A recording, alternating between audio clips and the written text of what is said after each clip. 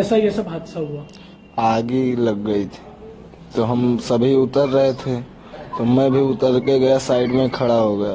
फिर आदमी का धक्का लगा तो ब्रिज से मैं नीचे गिर गया। जब आप वहाँ नीचे गिरे तो आपने क्या देखा, वहाँ क्या मंजर था? बहुत बुरा, सबको उड़ाते ट्रेन जा रही थी। तो दूसरी दिशा से ट्रेन आ रही थी, उसका कुछ आवाज नहीं आया?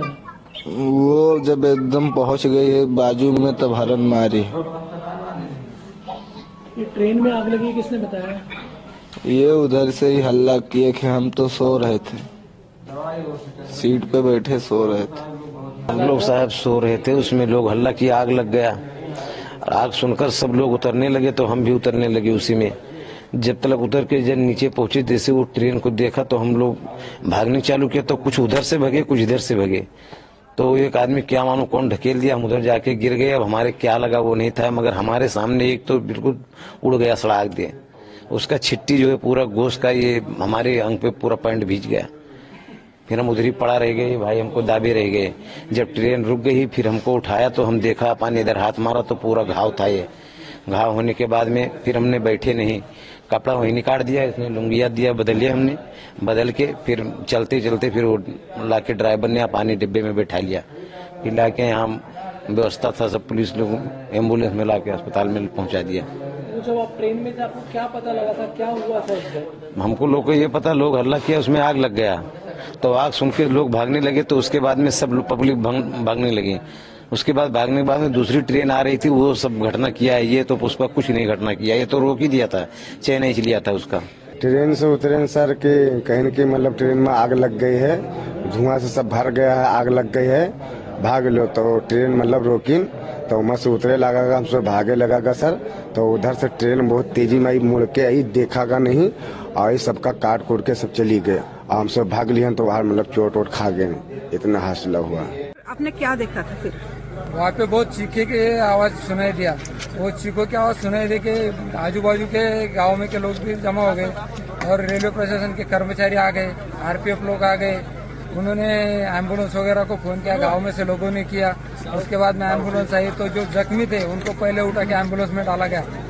रेल के कर्मचारी थे, आरपीएफ लोग थे, सबने उठा के उनको डाला। गाँव वालों ने बहुत सारी उनको मदद की।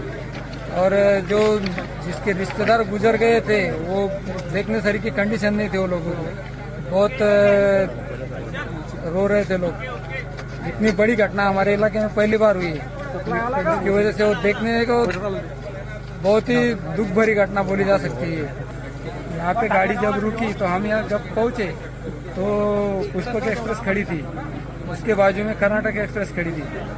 तो आप साइड में पुष्पक जब खड़ी थी तो उसमें नॉर्मल धुआं निकला, ज्यादा नहीं था, नई के बराबर ही था समझो।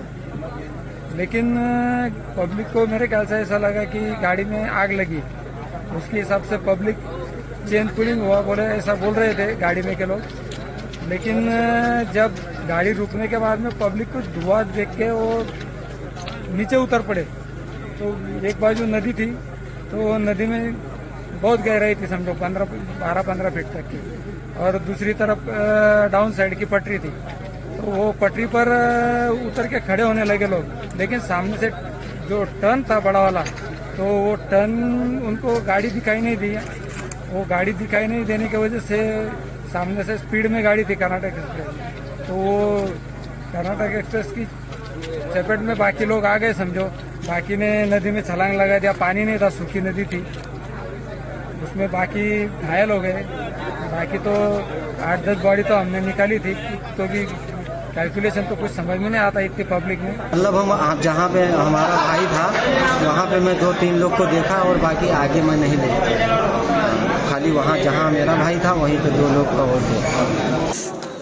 जब भी हम लोग पुष्पक एक्सप्रेस से हम लोग लखनऊ से मुंबई जा रहे थे, तभी हम लोग के बीच में यानी जब ये वो हुआ तभी आग लगने का हम लोग को वो हुआ, तो सब लोग भाग रहे थे। तो उधर से जब ये ट्रेन रुक गई पुष्पक एक्सप्रेस, तो आग लगने के लिए वो बोले, तो सब लोग उधर से जैसे ट्रेन में से इधर उधर भागने लगे। तो उधर से दिल्ली एक्सप्रेस आ रही थी, तो जितने लोग उस साइड की पटरी पे गए थे, जो 8-10 लोग जितने लोग थे उनको उधर से तो उड़ा दिया। दिया। बाकी इस साइड में तो इस साइड वाले जितने थे उनको कुछ भी नहीं हुआ। और दिल्ली एक्सप्रेस जो आ रही थी वो बहुत स्पीड से आ रही थी, उन लोग कूदे और तुरंत ही लेके चली गई सबको। कोई यूपी वाला हो, बिहार का हो, महाराष्ट्र का हो, कोई भी देश का, अपने हिंदुस्तान का कोई भी हो, और किसी के ऊपर दुख आए तो सब मिलकर उसका सहयोग करें, उनको खाना पानी दें। देखो हर किसी का घर है, किसी की माँ है, किसी का बाप है, अब कहाँ दुख आएंगे कोई बोल के तो आता नहीं। और क्या बोलूं, हर लोग समझदार हो और हर किसी का मदद करो। अगर किसी के ऊपर मुसीबत आए तो दिल तोड़ के मदद।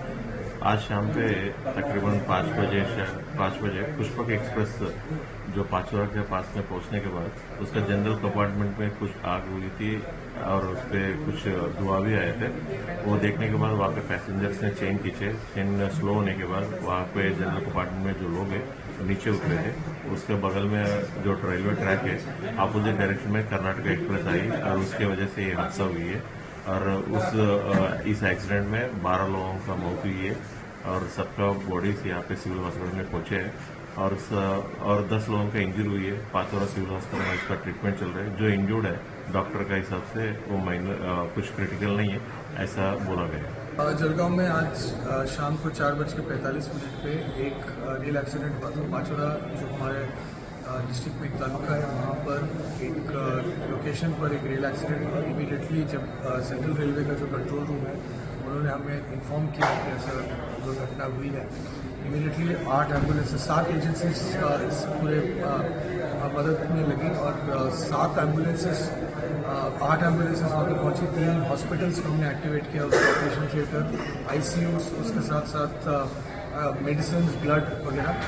फायर ब्रिगेड की गाड़ी वहाँ पर 3 गाड़ियों को भेजी गई। उसके साथ साथ बट उसका यूज़ नहीं हुआ। गैस कटर्स, लाइट्स, पुलिस की मदद से क्राउड का कंट्रोल, बिकॉज सडनली बड़ी संख्या में लोग वहाँ पर जमे और ये सारी चीज़ों के लिए मतलब इमीडिएटली हमने वहाँ पर कोशिश की और सारे इंजर्ड जो थे उनको इमीडिएटली विभिन्न हॉस्पिटल्स में हमने भेजा और जो डिसीज्ड है उनका पोस्टमार्टम हो, इंक्वेस्ट हो और जो अदर लीगल प्रोसीजर्स हो वो सारे प्रक्रिया की जा रही है। FIR का रजिस्ट्रेशन ऑफ एक्सीडेंटल डेथ उसके बारे में भी अभी कुछ प्रक्रिया की जा रही है और उसके साथ साथ इनके जो परिवारजन है उनसे संपर्क करने की कोशिश की जा रही है और बॉडीज़ को मतलब उनके जो गांव है वहाँ पर भेजने के लिए भी पूरी नियोजन की जा रही है।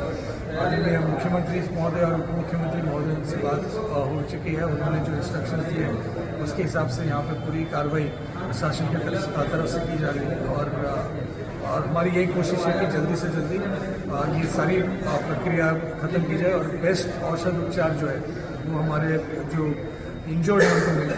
जो नातेवाईक हैं उनको गवर्नमेंट गेस्ट हाउसेस में उनके रहने का, खाने का अरेंजमेंट किया गया है और पूरी मदद यहाँ पर राज्य सरकार और रेलवे विभाग के माध्यम से की जाए।